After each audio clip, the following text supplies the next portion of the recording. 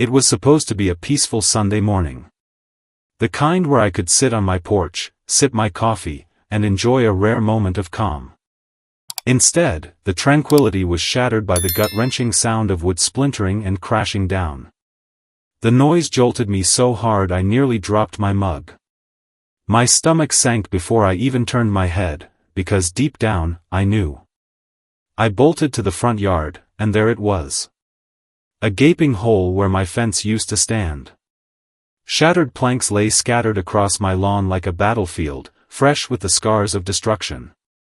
And in the middle of it, standing with one hand on her hip and the other lazily twirling her car keys, was Karen. She tossed her platinum blonde hair, smirked, and said, "You're welcome," like she had just gifted me a brand new lawn ornament. I blinked. What? My eyes flicked to her car, still half on my lawn, its front bumper smeared with the same shade of paint as my now demolished fence. The air smelled like burnt rubber, meaning she hadn't just tapped it. She had plowed through it, and then, judging by the smirk, felt zero remorse about it. I sucked in a deep breath, forcing myself to stay calm. "Karen. You hit my fence." Karen waved a hand dismissively, tapping away on her phone like she had better things to do. "Technically," she drawled, "your fence was too close to the curb. A total hazard." I stared at her. "The curb?" "Karen, my fence was 6 feet from the curb." She shrugged. "Not my problem." I could feel my blood pressure rising, but this was Karen, the woman who ruled our HOA like a dictator in yoga pants. Apologies weren't in her vocabulary. If anything, she thrived on making life miserable for anyone who dared to question her self-proclaimed authority. I pointed at the wreckage. "You're paying for this." She laughed. A sharp, condescending cackle that made my fists clench. "Oh, no chance," she said, shaking her head.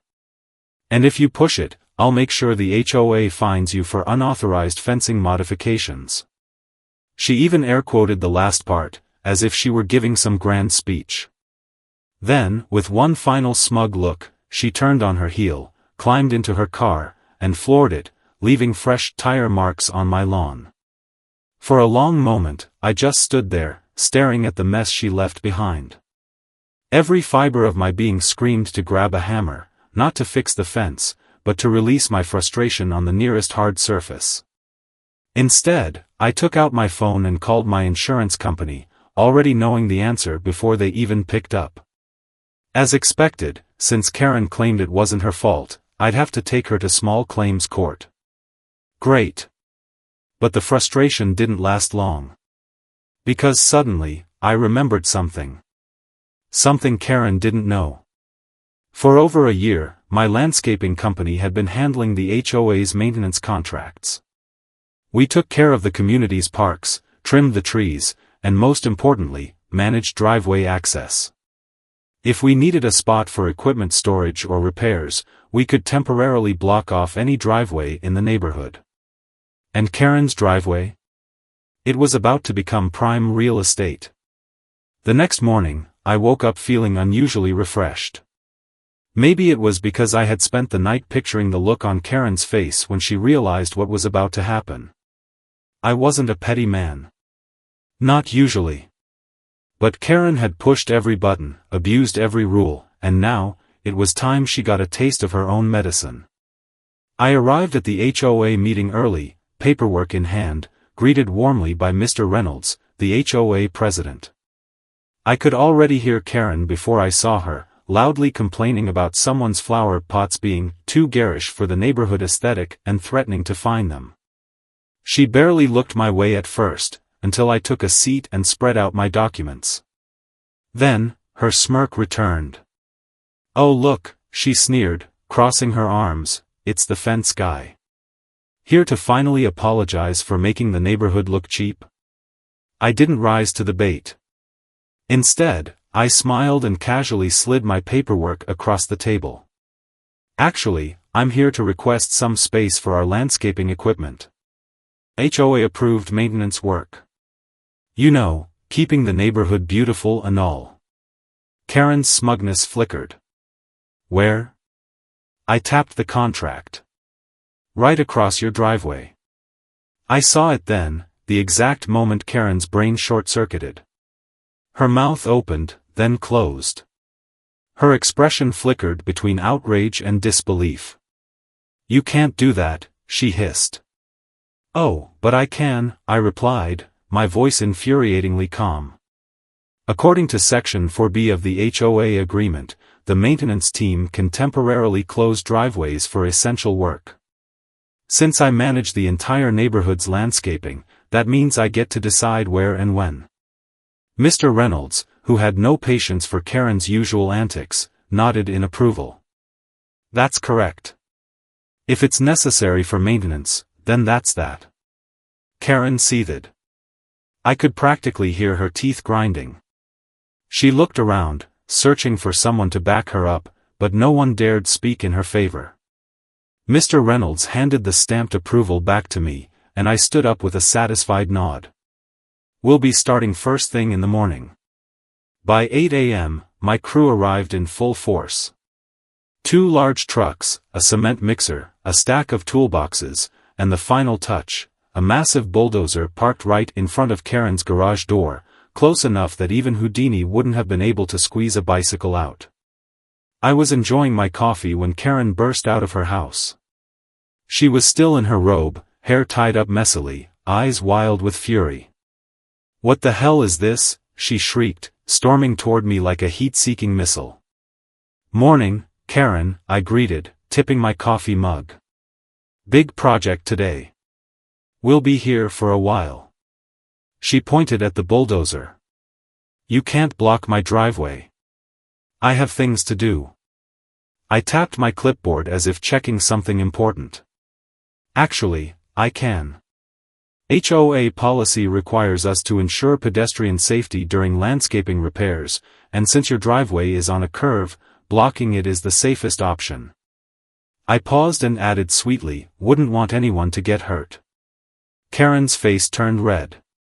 For a second, I thought she might actually start foaming at the mouth.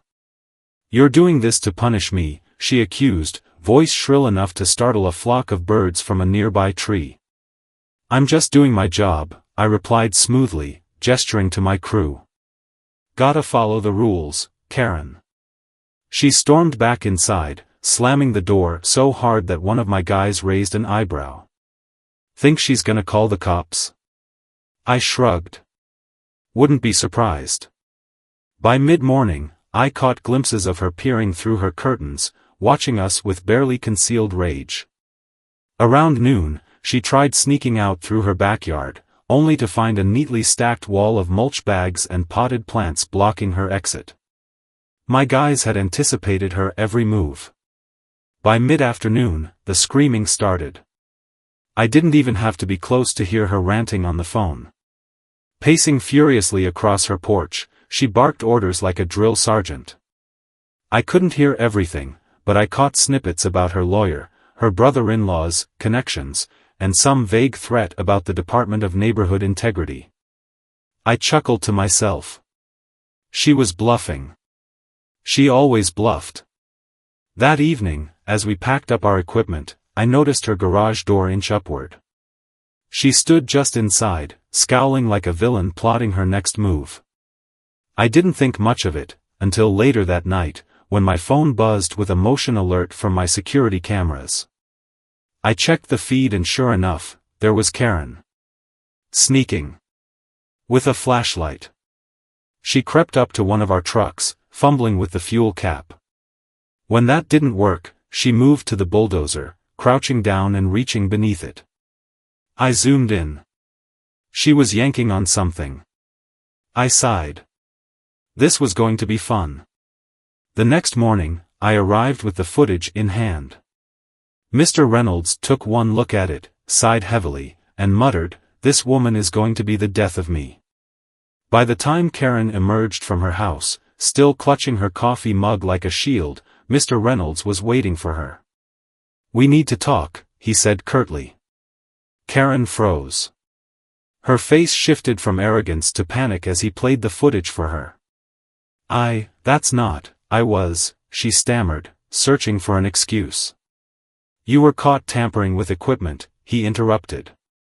Do you realize how serious this is? Karen tried one last pathetic defense. He tampered with the footage. This is a setup. Mr. Reynolds wasn't buying it. He folded his arms. Effective immediately, you are suspended from the HOA board. Any further complaints from you will be ignored. Karen's mouth fell open. You can't do that, she shrieked. Mr. Reynolds smirked. I just did. I stood nearby, pretending to check my clipboard, but I was enjoying every second. Karen stormed back inside, but I knew this wasn't over. People like her never just give up. Sure enough, the next morning, a landscaping crew I didn't recognize rolled onto the street. And just like that, Karen had declared war. I had expected Karen to seethe in silence for a few days, maybe throw a passive-aggressive fit in the HOA email chain or mutter something under her breath when she walked past my house. What I hadn't expected was for her to hire a rogue landscaping crew to try and sabotage my business. By mid-morning, I arrived at my worksite as usual, but instead of my crew gearing up for the day, they were standing in a loose circle, whispering. Something was wrong. I followed their glances to the far end of the street and immediately spotted the problem. A new landscaping crew had set up shop directly across from my worksite. Their truck was parked crookedly on the curb, tools and equipment sprawled across the sidewalk like an unorganized flea market. A few workers stood around, lazily smoking cigarettes, looking about as professional as a high school detention group forced to do community service. The real kicker? Their shirts. Each one wore a bright red polo with a sloppily printed company logo that looked like it had been designed in 5 minutes on a bootleg website. I knew every licensed contractor within 30 miles, and these guys? They weren't from any reputable business. And standing nearby, arms folded tightly across her chest, watching them like a general overseeing her troops, was Karen. When she noticed me staring, she gave me a slow, smug wave. I didn't need to ask. She was behind this. I took a deep breath and walked over, determined to cut this nonsense off before it escalated. What's this, Karen? I asked evenly. She feigned innocence, tilting her head. Oh, nothing much. Just thought I'd bring in some real professionals to fix the neighborhood's landscaping mess. Your crew's been underwhelming. I glanced back at her professionals. One of them was using a leaf blower to blast dirt directly into the street, another was aggressively yanking out perfectly healthy shrubs from a flower bed. A third guy was attempting to lift a wheelbarrow loaded with gravel and nearly tipping it onto someone's lawn. It was chaos. You hired these guys? I asked, trying not to laugh. Karen's smile widened. Better start packing up, she said sweetly. Wouldn't want you to embarrass yourself. I ignored her and walked back to my crew. Keep working, I told them. Don't let them distract you. But distraction was exactly what Karen's team was here for. Throughout the morning, I caught them deliberately knocking over tools, accidentally kicking dirt toward my guys, and even spreading rumors to passers-by that my company was unreliable. It was an amateur attempt at intimidation, and it would have been hilarious if it wasn't so damn irritating. The tipping point came when one of Karen's guys deliberately knocked over a stack of fresh sod my team had prepared for a client's lawn. The rolls of pristine grass tumbled down the street, unraveling like green carpets on a parade route. That was it. I grabbed my phone and dialed Mr. Reynolds. 20 minutes later, he arrived, clipboard in hand, his expression already one of exhaustion.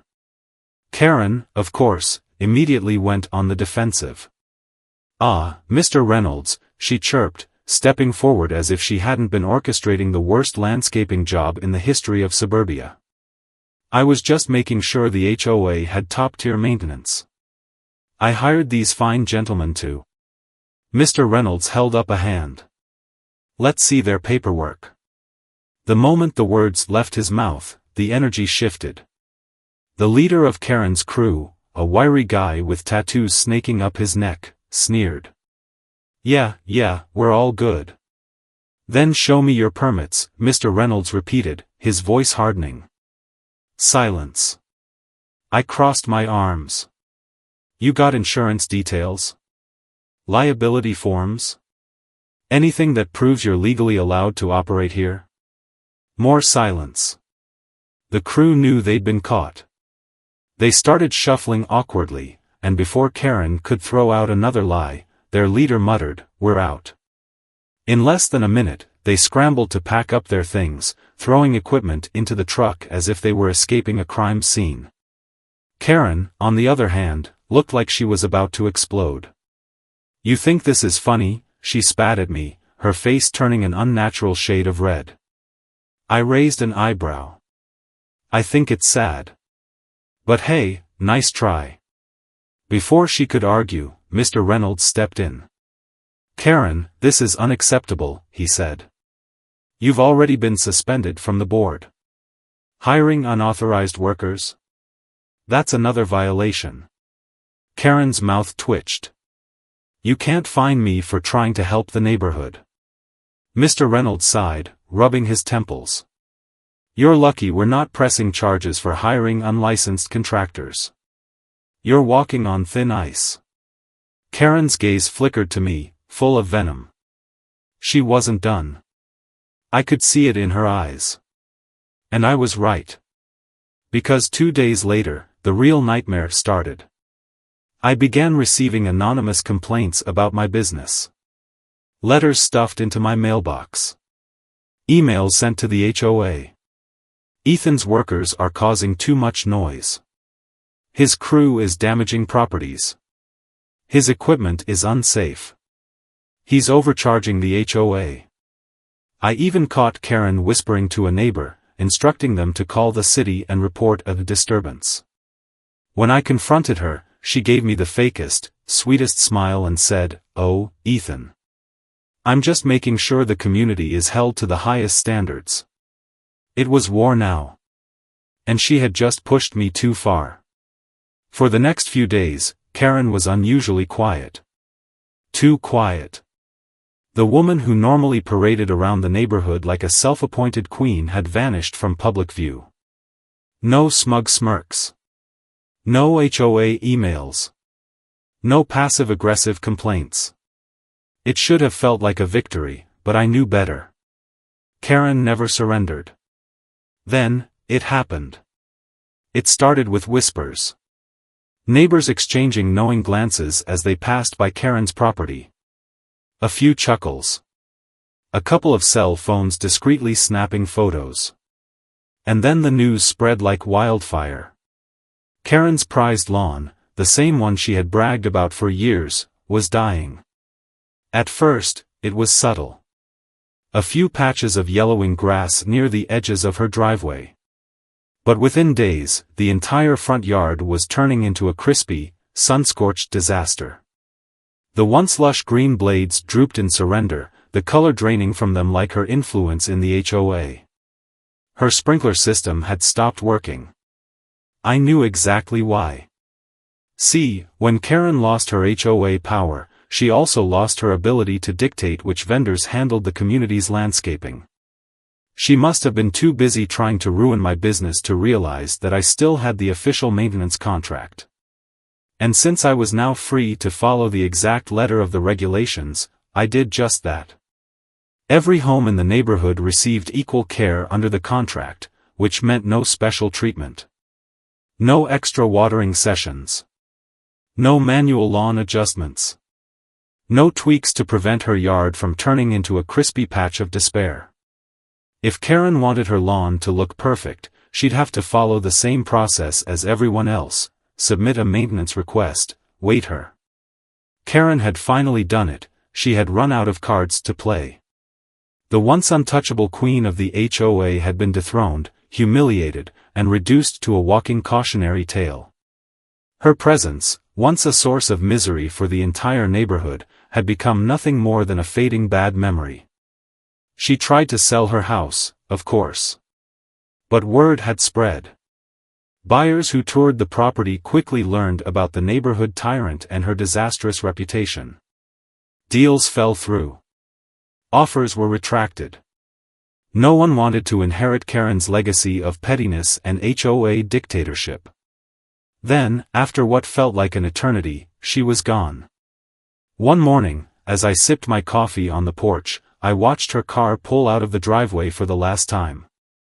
She barely glanced my way, her expression set in stone, jaw clenched, fingers gripping the steering wheel like she was trying to crush it. No dramatic farewell, no last-ditch effort to reclaim power.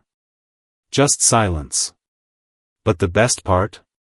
Her house didn't sit empty for long. 2 weeks later, I got a call from my cousin, Ryan. "You're not gonna believe this," he said, barely able to contain his laughter. "I just closed the deal on a house in your neighborhood." Guess whose old place it was? I nearly choked on my drink. "No way." "Oh yeah," he said. "And I'm thinking of making a few adjustments to the yard." The next time I drove by, Karen's once immaculate lawn had undergone a transformation. Ryan had installed a flock of bright pink flamingos, the flashiest garden gnome collection I had ever seen, and a huge wooden sign that read, "HOA Free Zone," a final middle finger to everything Karen had tried to control. The neighbors loved it. They still bring it up at every block party. And as for me? I finally got to enjoy my coffee in peace, knowing that justice had been served in the most poetic way possible.